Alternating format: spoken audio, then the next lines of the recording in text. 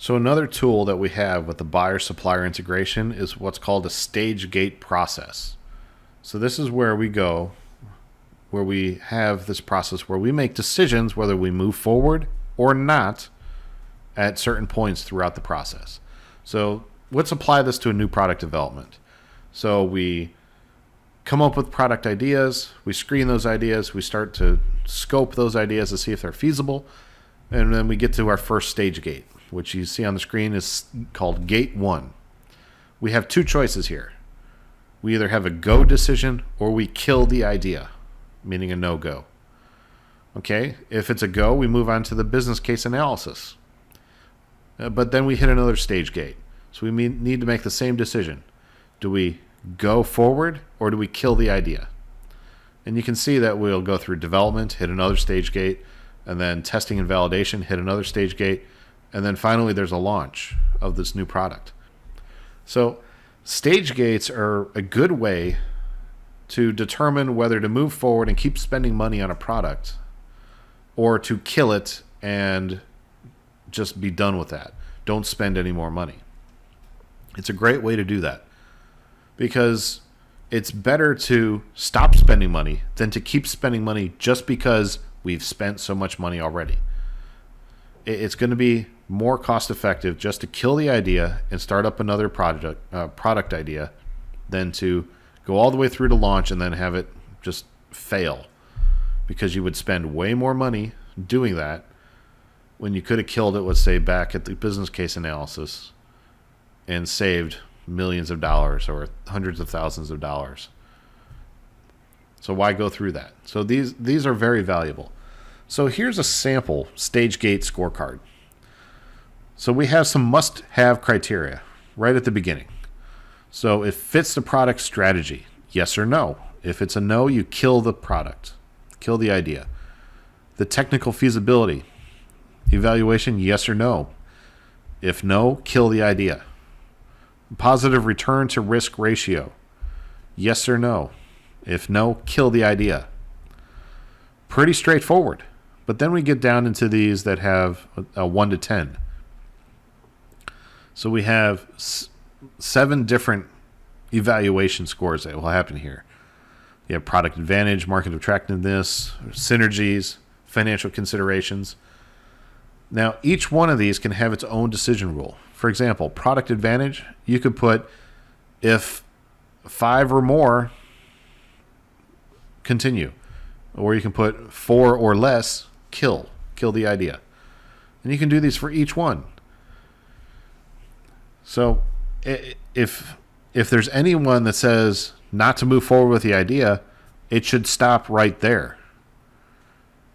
And then, someone needs to make the actual official decision to stop the idea. But, hey, is that on you? No, you're just putting the numbers down, and maybe you're in the position to do that. But having something like this will give you more ammunition to move to the actual person who may have the authority or to support your own authority in making the decision. So what are some best practices here? You need to have some robust processes because they need to be able to handle what you throw at them. You need to have sufficient resources. You need to have enough to do the work, right? Effective communication. Everybody needs to know what's going on. And communicate early and often when it comes to this.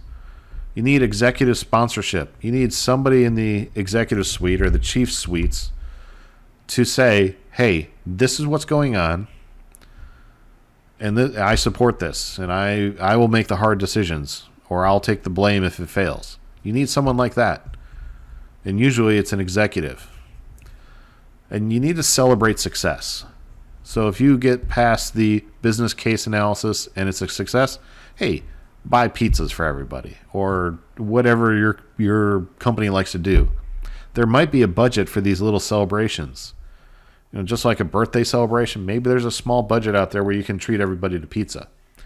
Or maybe you bring in a cake and, as a celebration. Who knows? You don't know until you ask. So think about all these best practices and how you can best apply them in your company. So how do you motivate suppliers? with the stage gate process? Well, look at the Walmart customer. There's a chief marketing officer. There's a senior vice president of global customer insight and analytics. So they see that customers are like that made in the USA label. So that's pretty impressive. The Boston Consulting Group discussed how the strengthening dollar and the advancing robotics, among other trends, will reshape the United States manufacturing landscape. So these are just some ways that Walmart gets out there to motivate the suppliers. It's pretty neat that Walmart does a supplier summit. Summit meaning like a conference. And Walmart wants to do business with suppliers. It's not a mountain that you have to climb and go through an obstacle course, and then you got to figure out where Waldo is in the book. None of that. They want to do business with you, but they want to make sure you're the right one. And the supplier integration level is key.